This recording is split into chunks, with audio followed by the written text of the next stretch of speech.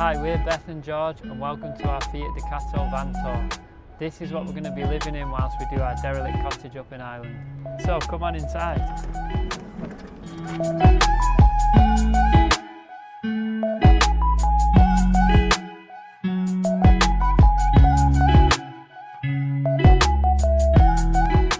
And if you want a full cost breakdown, then stick around till the end.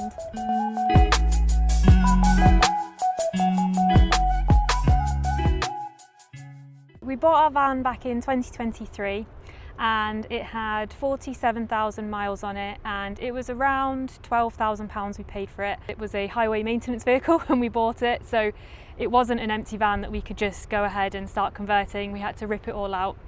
But the best thing about that was actually that we didn't realise at the time, but we sold quite a lot of the stuff in it, so that was a benefit that we didn't know that we had. It was from a woman in Hebden Bridge, and if anybody knows Hebden Bridge, there are very narrow roads and lots of hills. So thankfully George took one for the team and drove that back to our house, which thankfully wasn't too far away. Previous to having this van, we had a Volkswagen T4. So we had been around travelling in vans before, just for short periods of time. Yeah, having this van was a complete game changer for us. But what it did mean was that George had studied van layouts for years, so he pretty much knew exactly how he wanted this van to look, and I was really happy with it as well. The only thing that I really wanted in the van was a toilet with a door that you could shut, and a shower. So George designed all of the van layout, and we insulated it and basically did all that we could up to a point where we then handed the van over to George's dad, who's going to be helping us with the cottage build, and he smashed out the rest of the van within a month.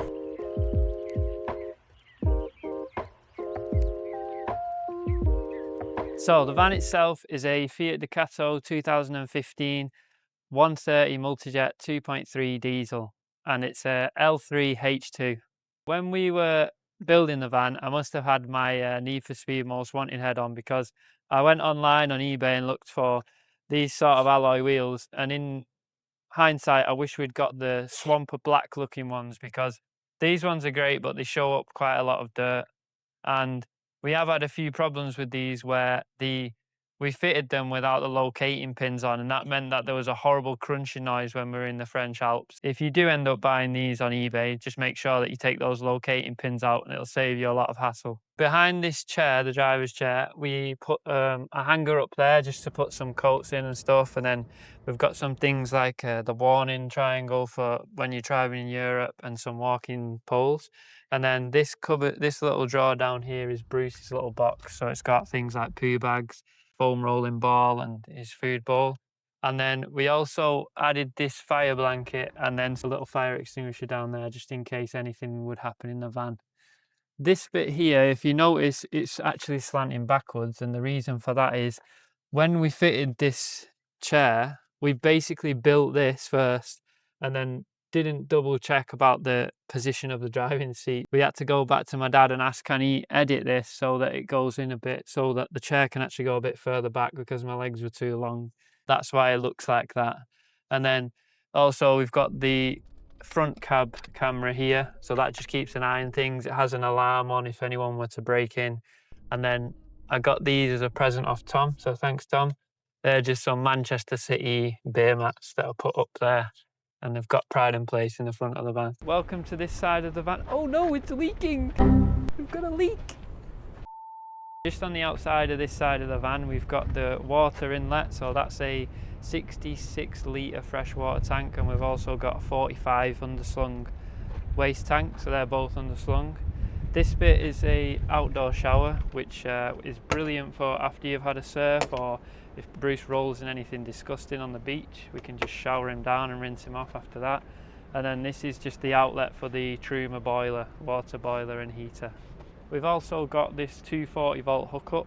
We don't actually have the cable with us because we just assumed that we would have enough power, but because we went into the depths of winter in Ireland and it was storm season, we did actually end up running out of power. We managed to borrow one off this really kind lady at a campsite, and we haven't needed one since because we did the drive down to Spain, and now obviously the sun's out, which is brilliant.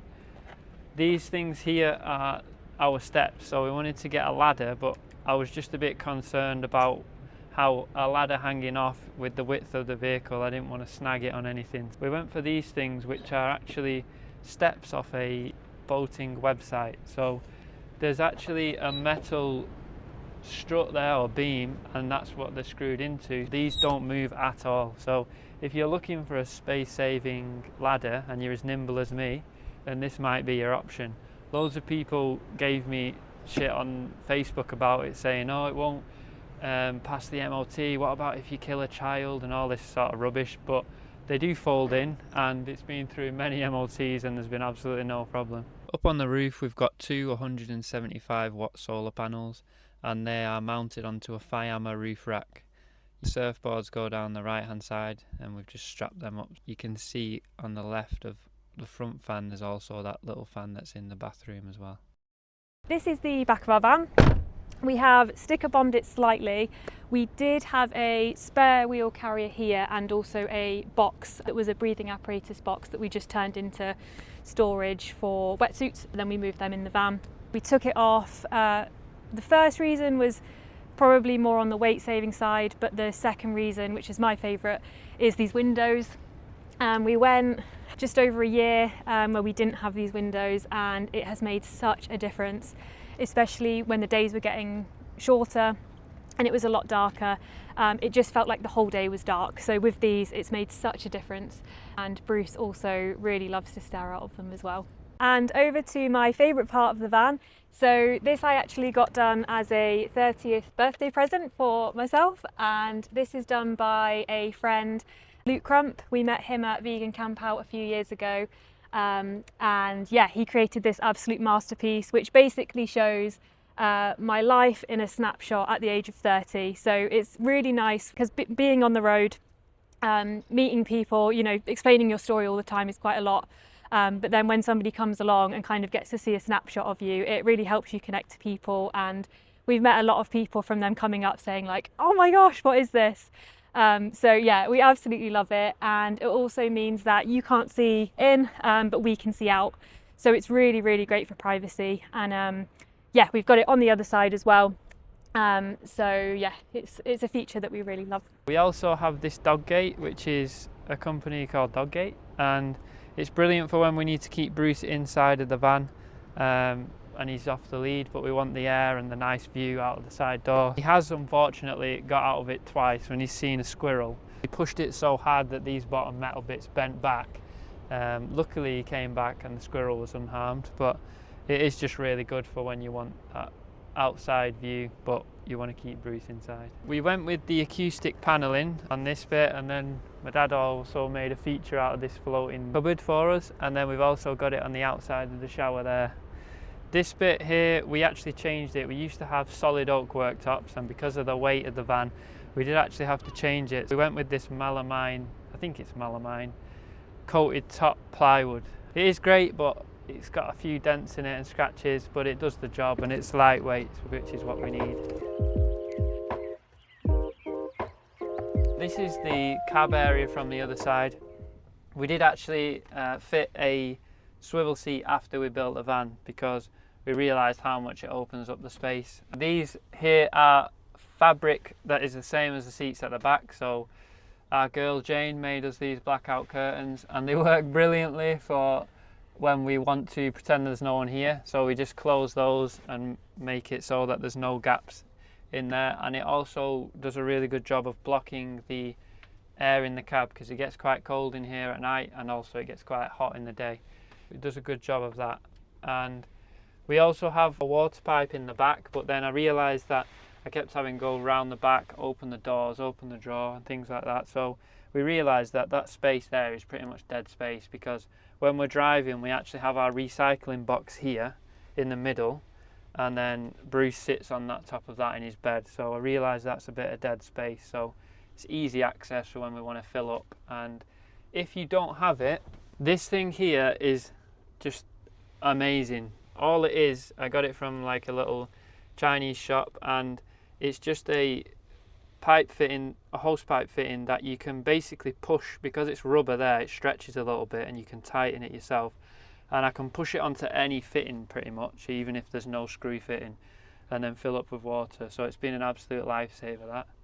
And we've also put these, just this bit of rope above here, because we saw a few people on YouTube have it, and that just helps you if you crack the windows on a sunny day. It's like a greenhouse in here and you've got a bit of airflow. You can hang things like towels and stuff like that and they dry pretty quickly. But yeah, that's the cab. This bit is the storage above the cab, so we've got a few things going on in here. First of all, we've got our camera here, and that just lets us keep an eye on Bruce if he's asleep in the back, just to check on him if we go into a city and he's left here on his own. Then we've got a cork yoga mat for stretching and things like that outside. And then this is just a box of tricks for my online tutoring stuff like mouse and all that kind of thing. These two things here are the really, really insanely expensive blinds that go up there. And they're just brilliant. I don't think they're definitely worth the money, but they took ages to arrive. So if you are going to buy some of those, just be careful of how long it takes. And then we've just got the two pillows that we use for sleeping at night. And then if you come in here, we've also got our Wi-Fi router. So that just links with the antenna on the other side and it basically tells you how much you've used. But we have an EE SIM in there that's unlimited throughout Europe. Even in the most remote places, you get a little bit of signal. It wouldn't be enough for me to teach a lesson, but it's brilliant just for a little bit of internet. And then we've also got this fan here. So the idea for this one was mainly for the kitchen. If we've got the door shut, we can just extract any fumes and moisture out of the van, and it proves as a good little airflow if you have that one on in and that one on out. It just pulls some nice air through. So welcome to our bathroom. This is something that I personally really wanted in the van, having had our previous van, which was the T4, and not having a bathroom in there. This has been so good, and it's just meant that we can go completely off grid without having to worry about toilets or showers. So we've got a Nature's Head composting toilet here, and thankfully this was a Facebook marketplace find because they are super hard to find or purchase in the UK. And the liquids part, we empty that about every 2 to 3 days, and we have a like vinegar and lemon spray solution that we put down to neutralize the smell. And the solids part we do every 2 to 3 weeks with the like coconut core composting blocks. It has a fan in it, it doesn't smell at all, and yeah, we're really happy with the purchase of this particular toilet. And we've also got a shower in here, so we can shower about 2 to 3 times, and that means we fill up, we fill up our water tank about every 3 or 4 days with that. And the shower head that we've got is actually a bidet. We saw this, I think, was it Roots in the Wild? Had this in her van, and we thought it was such a great way to only use a little bit of water when you shower. And I think we use about half because we did have like a normal shower head. So that's been amazing. And what we did a couple of months ago as well is realise we've got this huge space that's being taken up by the shower room, but it's not actually in use very often. So we put a rail up in there, and as you can see, we store quite a few clothes in there as well. So it's meant that we can reduce our packing cubes, and all the clothes that we wear more often we put in there. So this room is a wet room, but it is also a drying room. So what's really good about this is we have basically a room where we can put all of our wetsuits or any wet clothes after a rainy day in here, and we can close the doors, blast the heating, and then all of the moisture sucked out because we also have a mushroom fan in here as well. And the last thing with the bathroom are these doors. So this is a roll door, which I think, was it custom made for us? Yeah.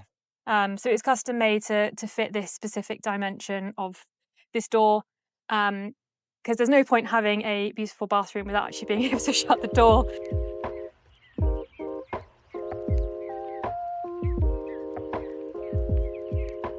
Welcome to our kitchen area. So this is where we prepare all our food, and we've got a lot of space.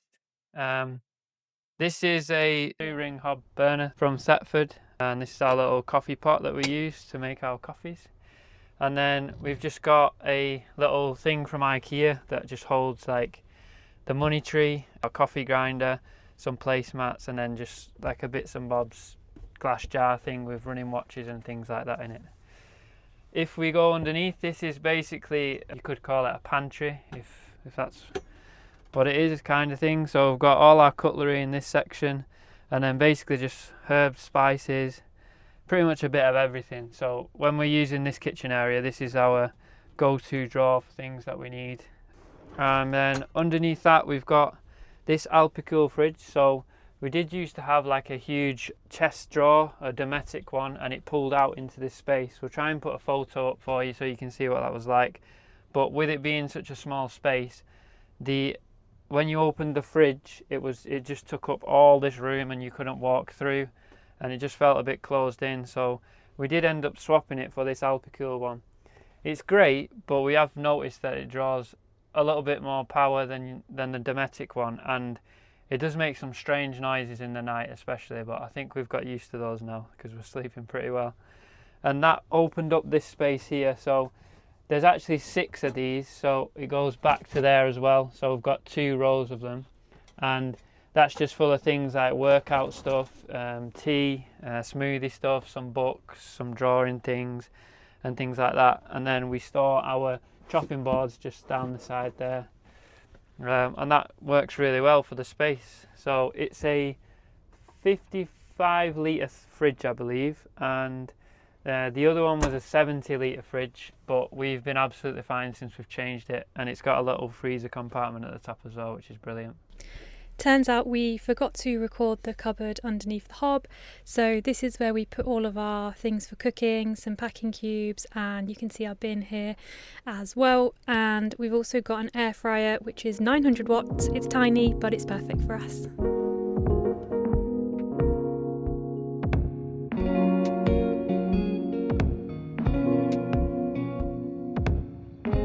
Along this top here we've got these 2 floating cupboards, so I'll just start off with this random collection of stickers here. I don't know why, but Beth just randomly started putting up little stickers from apples that we've eaten over the course of the time of being in the van, and it's just continued, and it's slowly growing down this piece of oak.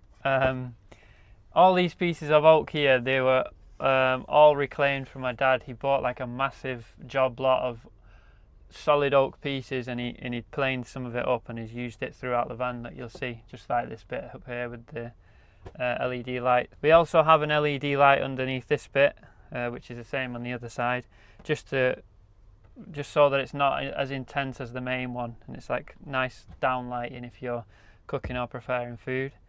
This bit here is my clothes cupboard, so yeah, just the usual stuff, some packing cubes, and then just some main clothes that I use quite often. And then this cupboard here is the cupboard that everyone says, the cupboard just with random stuff in it. So just deodorants, nail clippers, toothpicks, and anything that's not got a place in the van, it just ends up in here. And I probably tidy it out about once a month, which is really frustrating, but you can see it in all its glory right now. This side then, again we've got another LED light just for this other workspace, and this is Beth's cupboard. So at the moment there's nothing in it, it seems. I don't know what's happened there, but it's usually full of absolute tat, and every time you open it, things fall into the sink, especially when the sink's full of water, which is annoying. But we've also got this is just a kill switch for the whole electrical system. I'm not sure why we decided to put that in there, but it's a bit annoying because obviously you're in and out of this cupboard, so what we did was just tape it up so you can't click it. And then this one is just for the water pump, so we did put a electrical outlet there, 240, and some USB plugs in there as well that we put the fairy lights into with it. I think ordinarily I was going to put some sort of electronic system in this cupboard, and then we changed it, so that's why it's set up like that. And then this bit here is basically just a little feature wall, so just a few things that we've bought along the way. So just a couple of stickers from like cafes, and then little fridge magnets that obviously don't stick to the fridge, so we put them up there. This is a drawing that Beth drew, which I think is brilliant.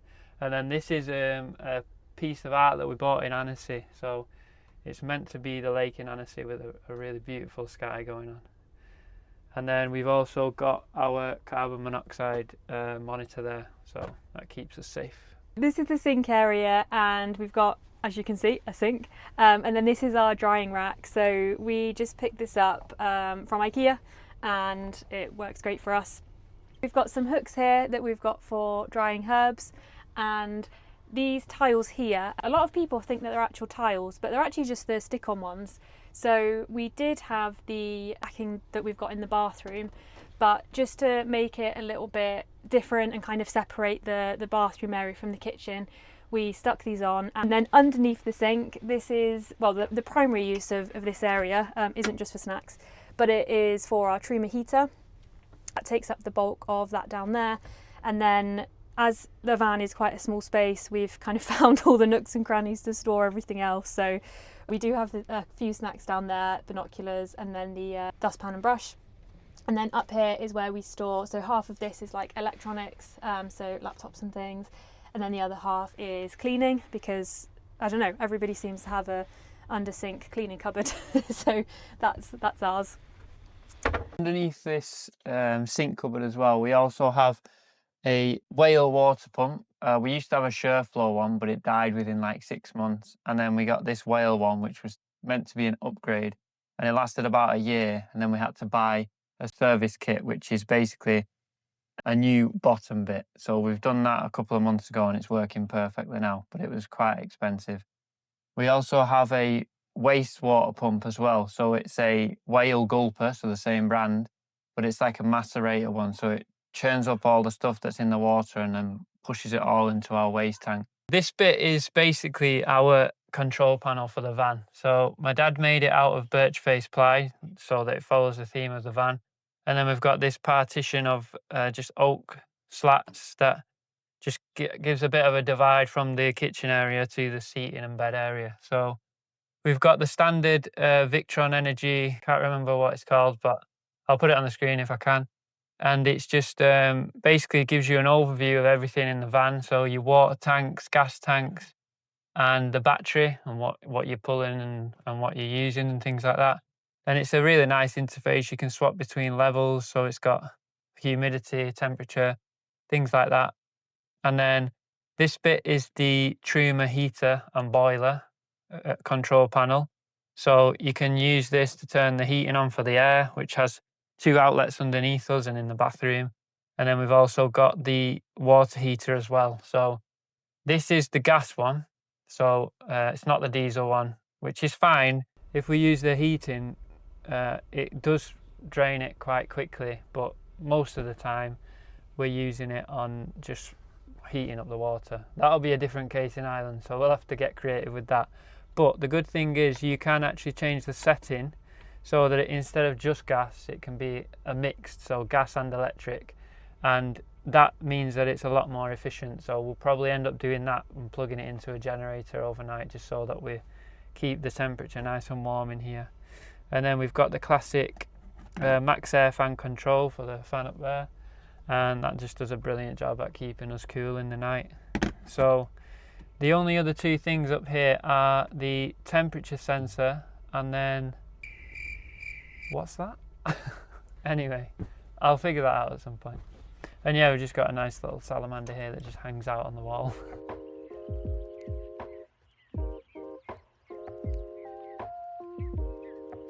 Now we go to the back of the van. So this space is our office, our dining area, living area, and also our sleeping area. This is our lagoon table. So we quickly realized that if you have something as heavy as this, before it we even had an solid oak piece the size of this, and it actually broke the lagoon table leg, because my dad has offset it so that it can spin round into loads of different positions, even more so than it would normally. So even this piece of wood here is a bit too heavy. For at the moment it's holding up, but the actual plastic bushing, or bushes or whatever you call them, have cracked, so it's really temperamental at the moment. So ideally, if you can, maybe get a bit of a smaller piece or something that is a little bit thinner, but for us we need it for the bed area, so that's why it has to be this thick. These cushions are hand upholstered by someone where we used to live. She did a brilliant job of it. We've had to patch it up here and there with a little bit of Beth's sewing kit, but it's still holding the test of time. And then this bit actually drops down into the space here. So that creates our bed with these two cushions at the back going in. And then what we do is we go into this drawer underneath, which backs to the one where the washing up liquid is. And we have our bed sheet and then two separate single duvets, because if you haven't tried it, try it. And two separate single duvets is a game changer to your sleep, because you can get your, I know everybody loves the leg hanging out of the duvet in the night so that it's a bit of cool air on you there. And that's perfect for that exact reason.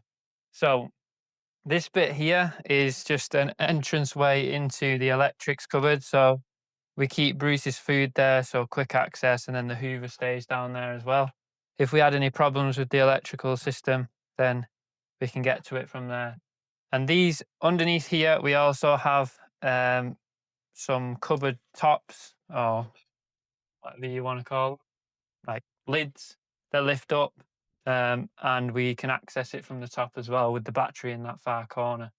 The same for this side. We also have that giant storage thing, so it's storage all the way from here to the back. So we can lift this cushion up like we can on that side, and it's got a lid, and we've got access to things like the wetsuits and all that kind of thing.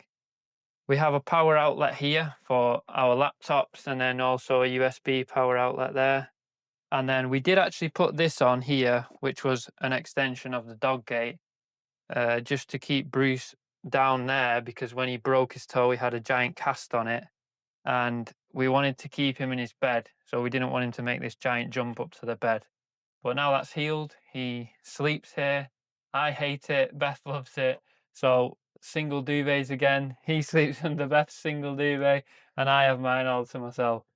So it's actually the width of a king size bed. So we sleep widthways of the van, but the bed, our widthways, is a king size bed, but then it's actually 180 centimeters from here to here. So I I designed it based on my height of 180 centimeters, but I quickly realized that you need a little bit extra, because I can technically lie straight like that with my head right up to the window, but then you don't factor in that you've got a cushion, a pillow that you put your head on, and that takes a bit of time. So I do have to lie slightly diagonal, but I'm a fetal position sleeper, so it works out really well. So we've also got these two small windows at the back here and here, and then we just fashioned some handmade blinds. So they're just basically a bit of hardboard and then some carpet over the top, which matches the walls. And then we just stuck some black rubber backing like that. And it works really well at blocking the light out. So it's fully black out like that. You just slot it in. And then it also helps on a hot day when the sun's glaring through the window. And we've got the same for the other side. And then you just pull it out like that. It would be better if we had a little handle in the middle maybe, but it's still going strong 2 years later, and it was just about, I don't know, £5 to make both of them.